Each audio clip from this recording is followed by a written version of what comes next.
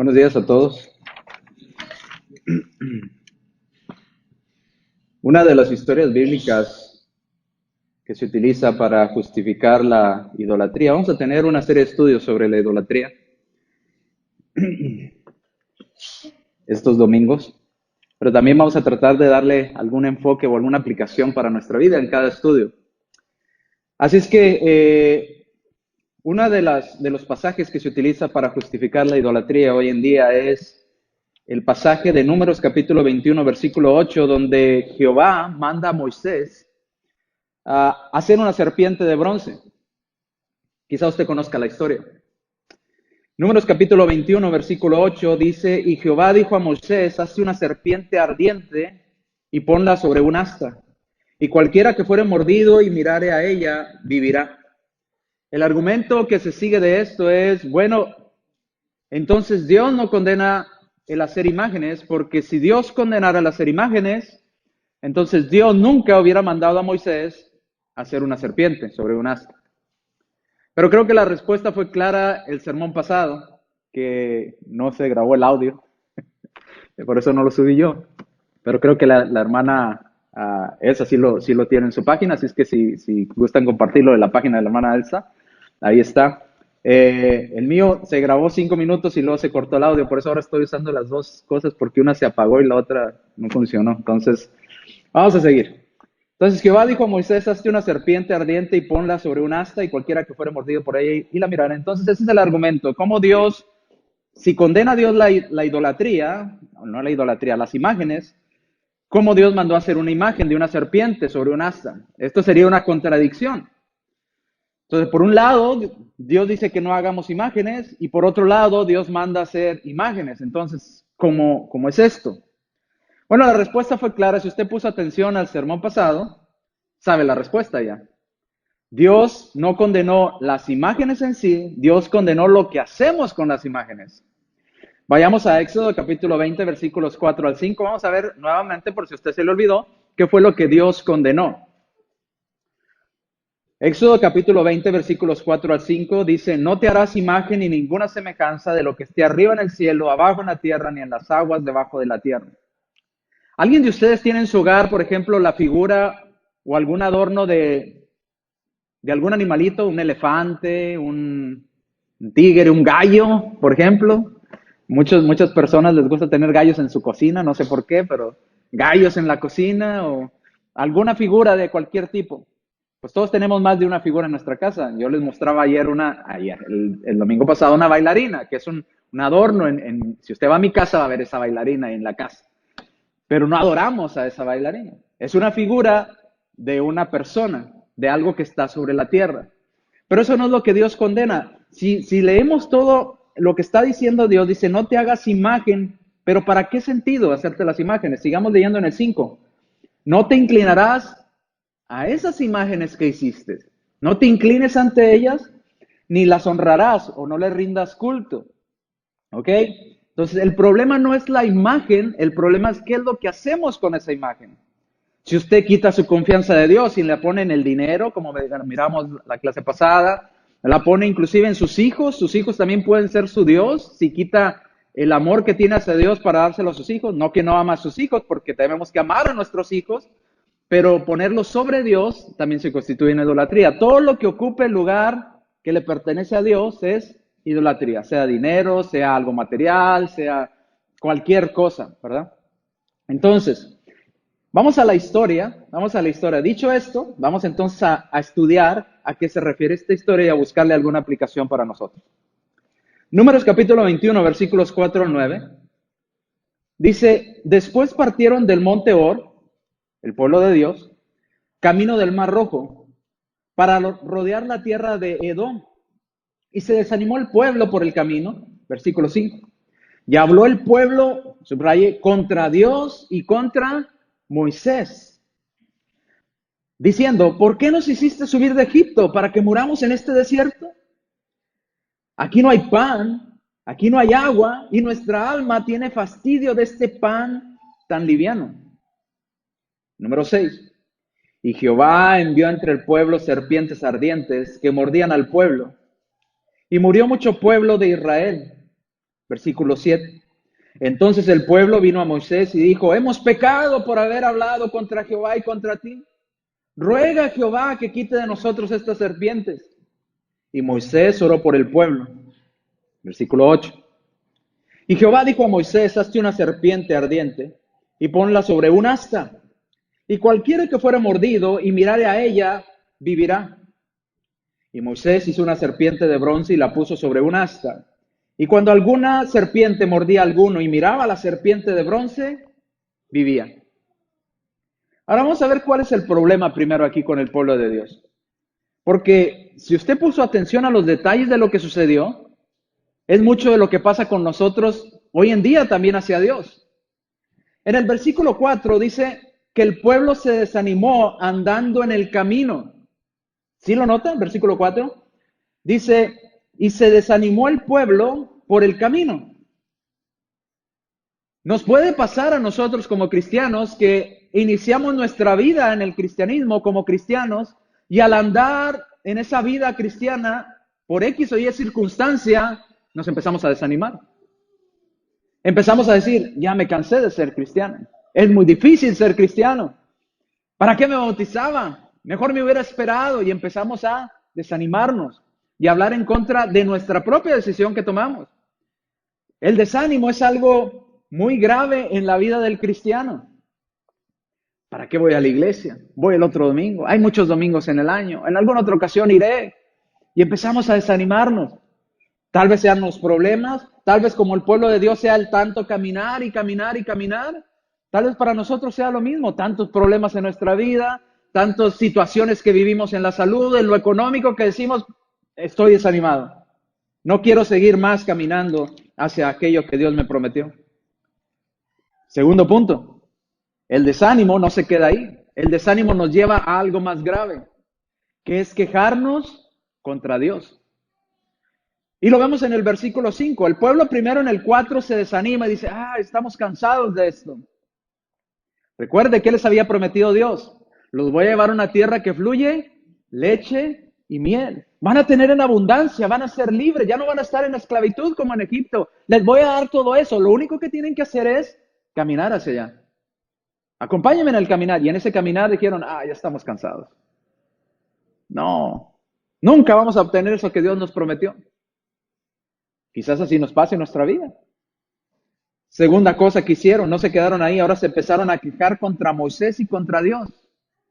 Contra Dios y contra su siervo, que lo único que querían para el pueblo era sacarlos de la esclavitud en Egipto y darles algo mejor. Sin embargo, el desánimo los llevó a quejarse contra Dios, dice el versículo 5. Y habló el pueblo contra Dios y también contra Moisés. Ahora usted recuerda, Moisés no quería ir a sacar al pueblo, le decía, manda a alguien más. ¿Por qué a mí, Señor? Soy torpe, y daba muchas excusas, ¿verdad? Soy torpe de lengua. Manda a alguien más, yo no soy digno de ir a hacer eso. No, tú vas a ir. Y aún así se quejaron contra Moisés. ¿Y qué le dijeron a Moisés y a Dios? ¿Por qué nos hiciste salir de Egipto? ¿Para que muramos en este desierto? Pregunta, ¿Dios quería sacarlos de Egipto para matarlos en el desierto? ¿Ellos lo sabían? Sí, ellos sabían que Dios les había prometido un mejor lugar. ¿Qué cuando estaba el pueblo en Egipto no se quejaba? Ya estamos cansados de que nos den trabajos forzosos, de que nos tengan comiendo bien limitado, de ser esclavos de esta gente. Señor, ayúdanos. Y Dios los ayuda y cuando los empieza a ayudar, ya nos cansamos. Ya no queremos. ¿Para qué, Señor? A veces somos así de injustos con Dios, ¿eh? Nuestra vida es un caos, es lo peor que podemos estar viviendo cuando estamos lejos de Dios. Y clamamos, Dios, ayúdame, Señor, ayúdame. Y luego venimos a los pies de nuestro Señor Jesucristo, obedecemos, y cuando empezamos el camino, me cansé. Ya no quiero seguir. Es muy difícil, ¿verdad? ¿Para qué, Dios? ¿Para qué me sacaste de allá? ¿Para traerme a esto? Ir cada domingo, qué difícil. Sentarme ahí una hora, ya no aguanto la silla. Bueno, si usted está enfermo a lo mejor, pero yo no creo que aquí nadie aguante la silla. Digo, no la aguante la silla, están acojinadas.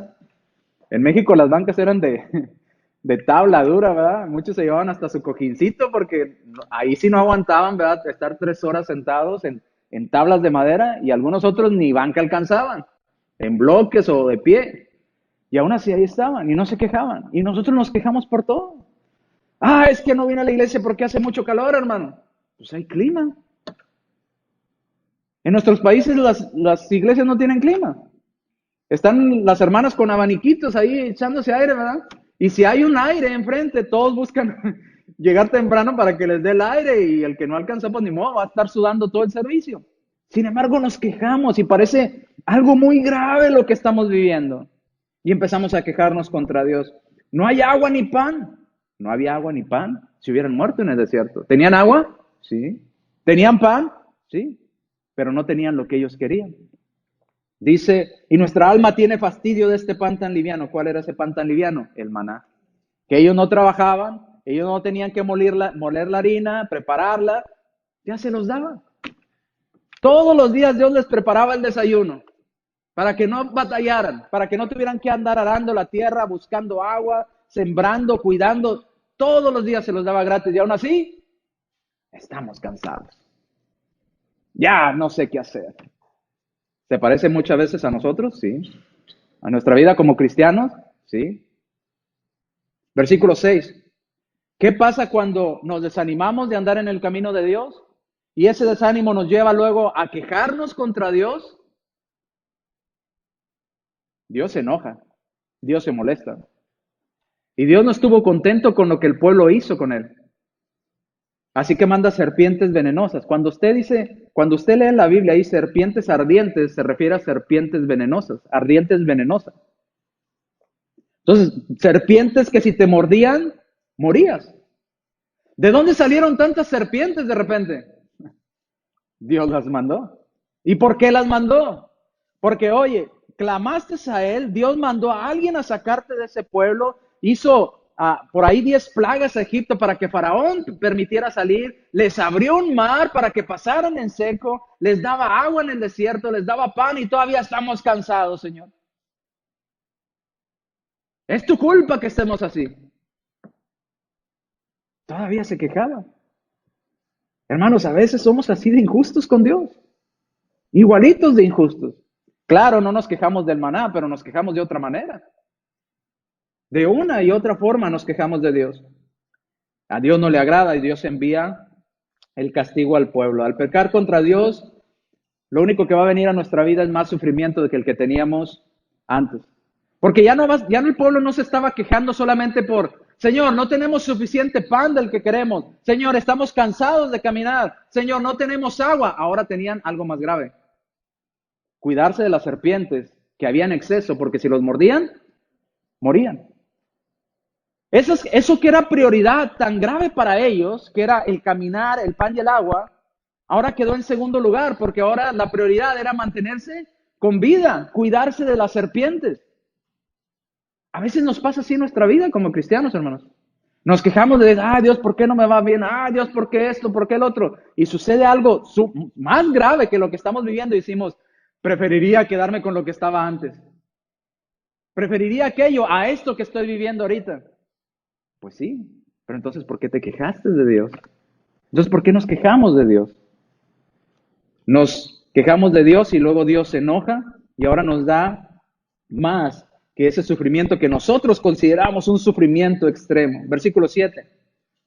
Aún en medio de esa situación tan difícil, si reconocemos nuestro pecado y nuestro error, Dios nos da otra oportunidad. Eso es lo maravilloso de Dios.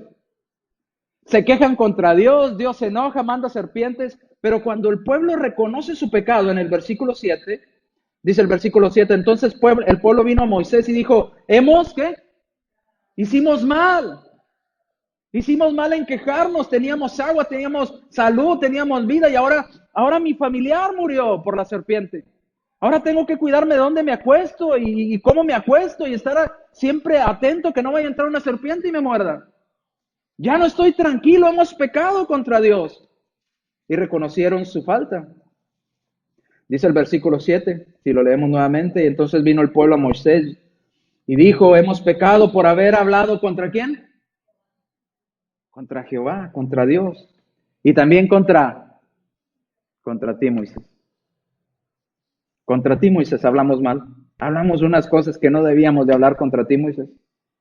Te acusamos y a ti y a Dios de cosas que nuestro desánimo nos hizo hablar, que nuestro egoísmo nos hizo hablar. Pero ruega a Dios que quite de nosotros estas serpientes. Por favor, ruega a Dios.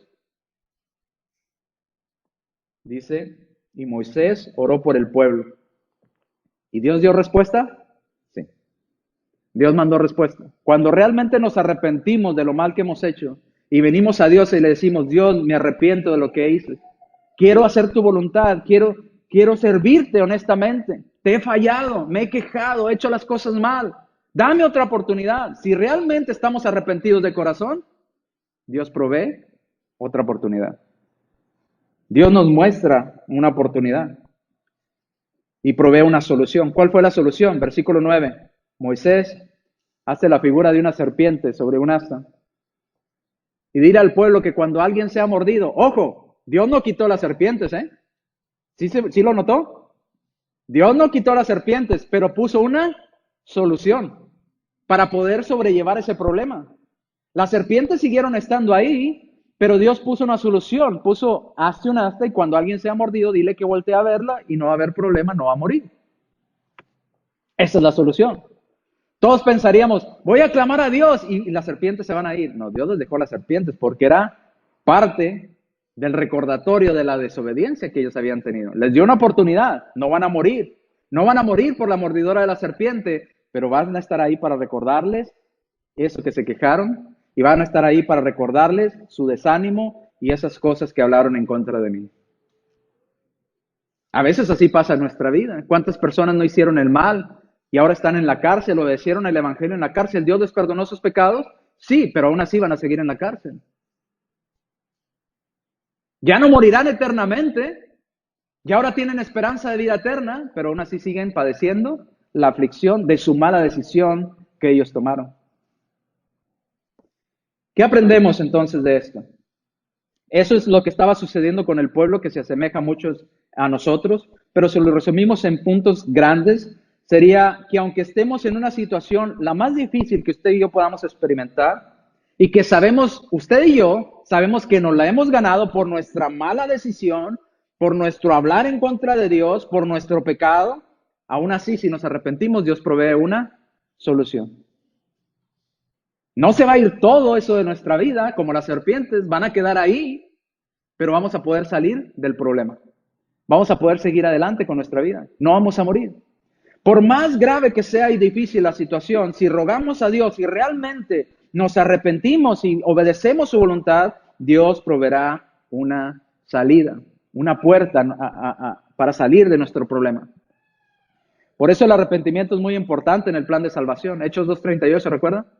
Pedro les dijo, arrepentíos y bautícese cada uno de nosotros en el nombre de Jesucristo para perdón de los pecados. ¿Qué necesitamos para que nuestros errores y nuestras culpas sean limpias? Arrepentimiento y bautismo. Si lo leemos en Marcos 16, 15, 16, necesitamos creer y bautizarnos. Entonces, ¿cuál de los dos es? Pues es todo. Es todo lo que Dios nos pide hacer. En 2 Corintios capítulo 7, versículo 10 dice, porque la tristeza que según Dios produce arrepentimiento para salvación. Cuando tenemos tristeza y desánimo, pero nos arrepentimos correctamente o de una forma honesta ante Dios, eso nos lleva a la salvación. Nos guía hacia la salvación, de lo cual no hay que arrepentirse. No hay que sentirse mal de decir, Dios, te fallé. No hay que sentirse mal de decir, Dios, hice mal en hablar en contra de ti. De eso no hay que arrepentirse. Hay que arrepentirse de la mala actitud, no de la acción de arrepentirse.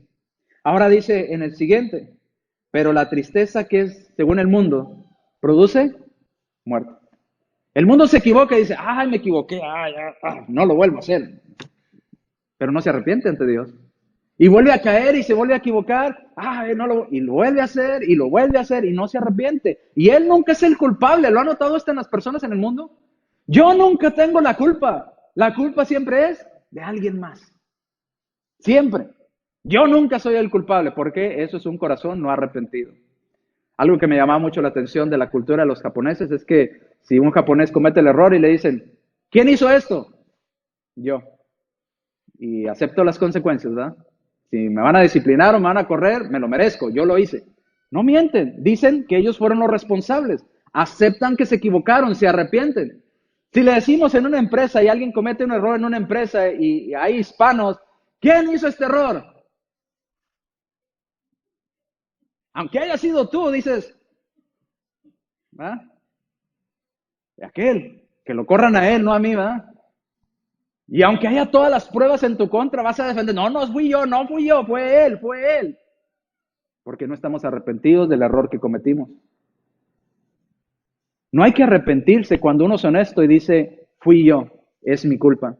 Porque eso nos da la puerta para poder identificar hacia dónde tenemos que dirigirnos.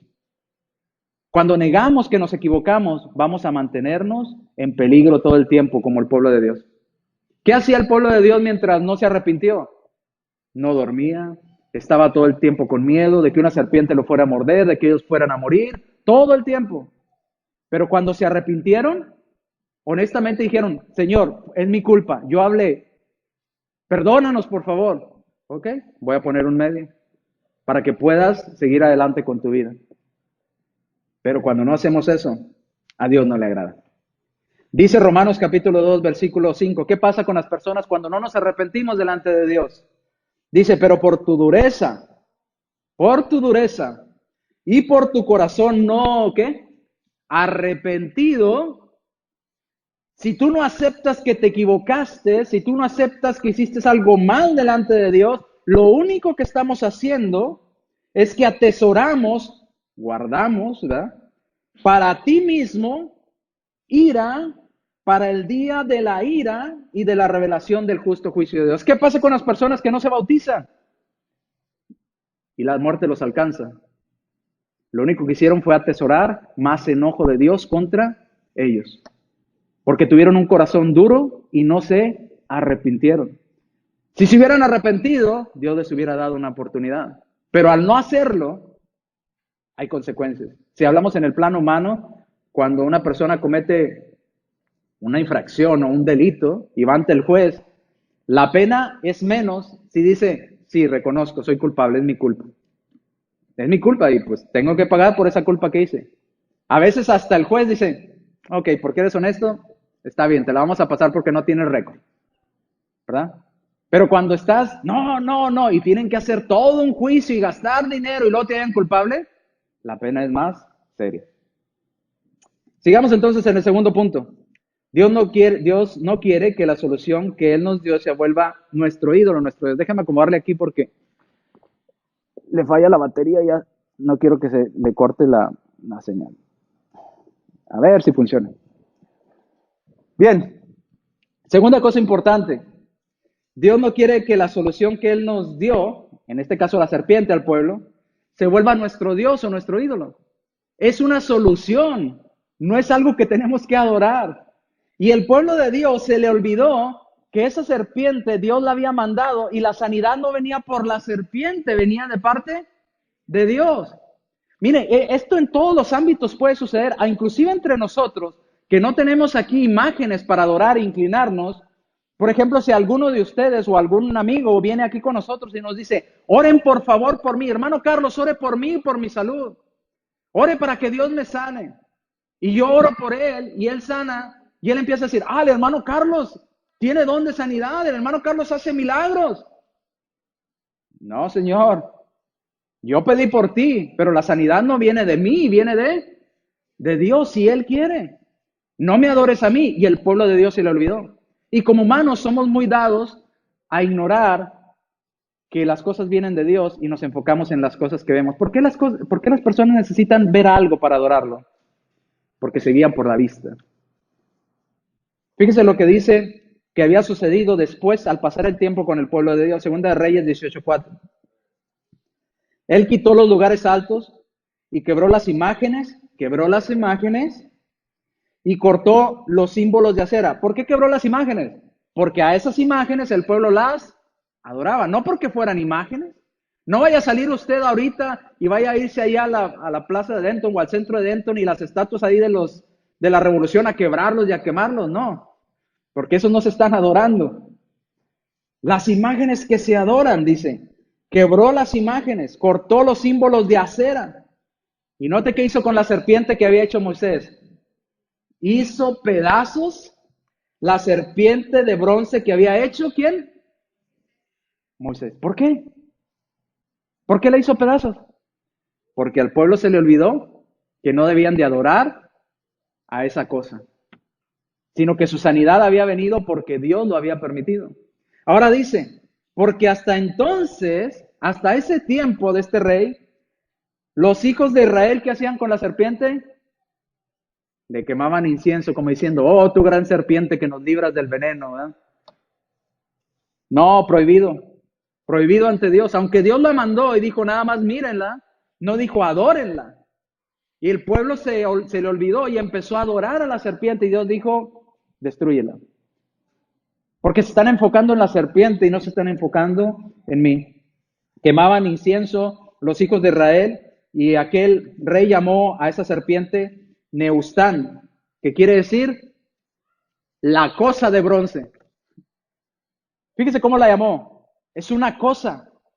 Es la cosa de bronce. No es un Dios. No es el Dios que nos salva. Es la cosa de bronce. Eso significa el nombre que le pusieron, que es Neustán. La cosa de bronce. Un objeto. Lo que estaba queriendo hacer este rey es decirles, ese no es Dios, esa es una cosa. No la adoren, no le quemen incienso. Eso fue dado cuando ustedes clamaron en el desierto, pero no porque esa cosa los salvara. Y se les había olvidado. Hay que tener mucho cuidado con idolatrar el medio, hermanos. A veces estamos en necesidad y Dios, por favor, dame un trabajo. Y Dios nos da el trabajo. Y el trabajo se vuelve nuestro Dios. Dejamos de asistir a las reuniones por el trabajo que Dios nos dio. Dios nos lo dio ¿para qué? Porque clamamos, porque necesitábamos de ese trabajo. Pero ya cuando nos lo dio, ahora lo hacemos nosotros un Dios, un ídolo. Ahora es más importante el trabajo que Dios y eso es idolatría. Igual, si hablamos de cualquier cosa en nuestra vida, pedimos algo, pedimos la salud, por ejemplo, y Dios pone el medio para que tengamos la salud a un doctor que le dé un tratamiento necesario para que usted sane, y usted sana y ahora usted pone toda su confianza en la ciencia. No, la ciencia me sanó, no fue Dios. Ahora idolatramos a la ciencia, en lugar de pensar que Dios le dio la inteligencia a ese hombre para que desarrollara ese tratamiento para que pudiéramos sanar. Eso es idolatría. Y es lo que hizo el pueblo de Dios. Dios les da un medio, les dice, miren la serpiente de bronce y van a sanar. Pero ese era el medio, ese no era el Dios que lo sanaba. Y es lo que a veces no logramos comprender. Entonces, no hay que idolatrar el medio que Dios nos da para salir de ese problema en el que estamos. Tercer cosa, que es la más importante de toda esta historia. La serpiente de bronce es una sombra de lo que es Cristo. Y no lo digo yo, lo dice la Biblia. ¿Por qué? ¿Cuál es el problema más grande que tenemos la humanidad? El pecado. ¿Cuál es el problema que nos lleva a la muerte eterna? El pecado. Dios puso un medio, que no es la serpiente. Eso era una sombra de lo que habría de venir. Dice la Escritura, vayamos allá en Juan capítulo 3, versículo 14 y 15.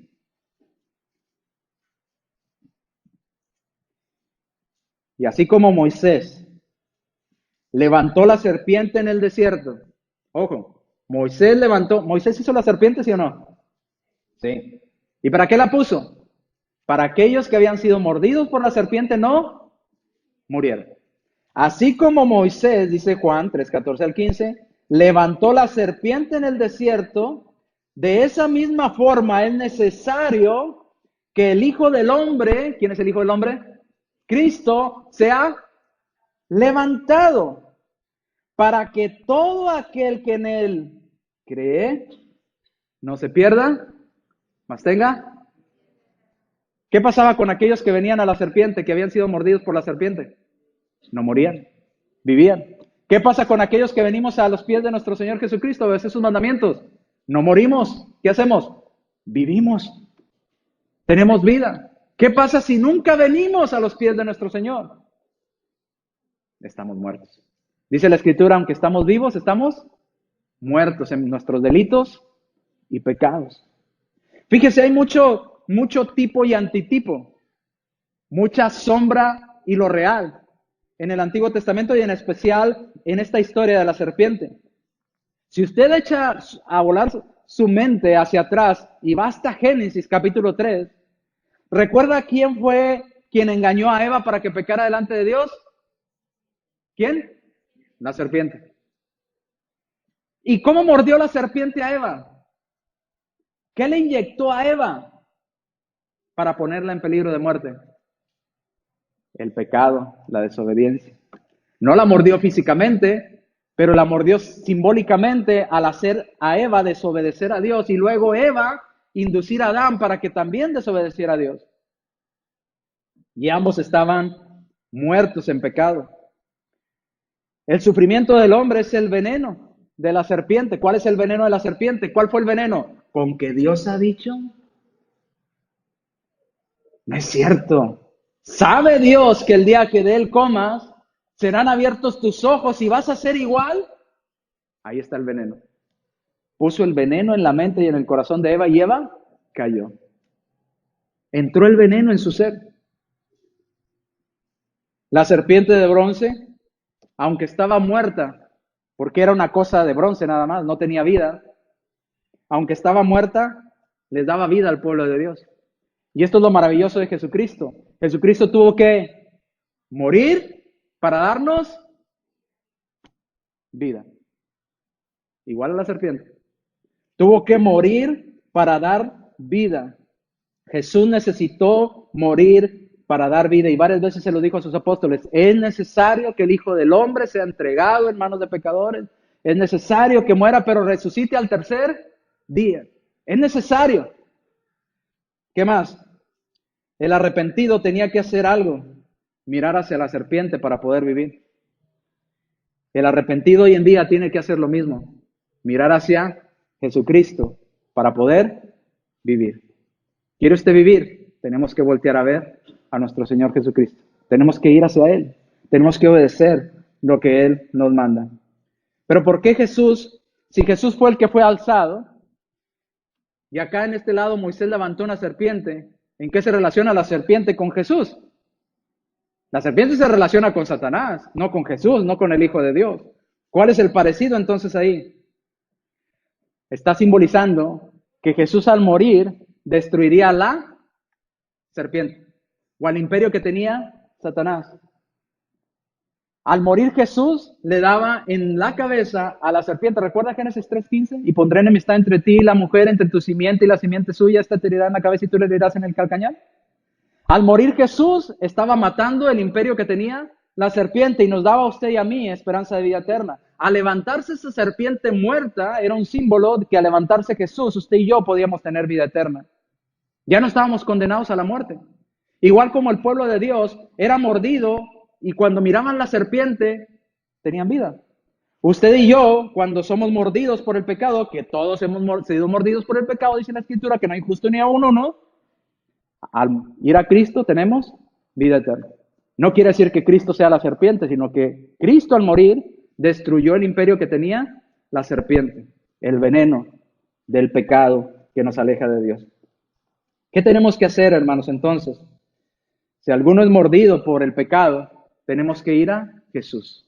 Tenemos que venir a los pies de nuestro Señor Jesucristo. Eso es lo que tenemos que hacer para encontrar la vida eterna. Pero tenemos que tener mucho cuidado de ignorar qué es lo que representa Jesús, qué es lo que hizo, e idolatrar el medio por el cual Él murió. ¿A qué me refiero? Dios tenía que ser levantado o Cristo tenía que ser levantado como la serpiente para darnos vida. Eso es lo que tenemos que aceptar, ese sacrificio de Cristo. Pero muchos cambian el enfoque en Cristo y ¿a qué le ponen su fe? A la cruz, al símbolo de la cruz. Y ahora la cruz se la cuelgan y dicen, esto es lo que me protege. No, eso es un pedazo de madera. ¿Qué es lo que te da vida eterna? Lo que hizo Cristo en la cruz, no el medio que utilizó para morir. En ese caso, ¿por qué no nos colgamos, por ejemplo, la corona de espinas? ¿O por qué no nos colgamos las lanzas romanas que le atravesaron su costado? Todo eso fue un medio para llevar a cabo el fin, que era que Jesús muriera por nuestros pecados, para tener esperanza de vida eterna. Pero nos enfocamos en las cosas superficiales, tanto así que hoy en día se adora no a Jesús. Ahora el milagro de poder tener vida eterna, que Dios nos dio esa esperanza, se le atribuye a un sudario de Turín, a unos trapos manchados que ni siquiera saben si eso fue de Jesús o no. Dicen, eso es lo milagroso. Vamos hasta allá porque al tocarlo nos hace el milagro. Las sábanas, la cruz, la lanza, la corona, es igual que adorar una serpiente de bronce. Hay que adorar el medio. Hay que adorar a nuestro Señor Jesucristo. Hebreos capítulo 1, versículos del 5 en adelante nos dice que Dios dice a sus ángeles, adórenle. ¿A quién? ¿A la cruz? ¿A la lanza? Adoren a Jesús. Adoren a mi Hijo, el que murió por ustedes, no lo que se utilizó para llevarlo a la muerte. Sin embargo, hacemos un ídolo de lo que no debemos de hacer ídolo. Cambiamos las cosas de Dios. No cambiamos y caigamos en ese juego que cae el mundo de quitar el enfoque de lo que debemos enfocarnos, que es lo que hizo Cristo por nosotros, en las cosas que se utilizaron para que Cristo llevara a cabo su objetivo. Si usted quiere hoy obedecer a nuestro Señor Jesucristo, ponerse a cuentas con Él, no es dejar que ese veneno no lo mate eternamente, sino que pueda usted venir y ver a ese Hijo de Dios levantado como aquella serpiente en el desierto para no morir y tener vida eterna, usted lo puede hacer hoy. Pero para eso, usted tiene que tener un corazón verdaderamente arrepentido y decir, acepto que yo me equivoqué. Señor, yo quiero ir a la muerte eterna. Señor, quiero hacer tu voluntad. Mientras usted no se arrepienta, de nada sirve. Si usted no se arrepiente genuinamente y lo bautizamos, de nada sirve. Porque es necesario el arrepentimiento y el bautismo, pero un arrepentimiento genuino, un arrepentimiento que nos lleve a un cambio, un arrepentimiento que reconozca, Señor, he fallado. Señor, reconozco que no he hecho las cosas bien delante de ti. Es necesario. Mientras no hagamos eso, las serpientes nos seguirán mordiendo. El pecado seguirá infectando nuestra vida y seguiremos condenados a la muerte eterna. Vamos a estar de pie mientras tenemos un himno que nuestro hermano Carlos tiene preparado.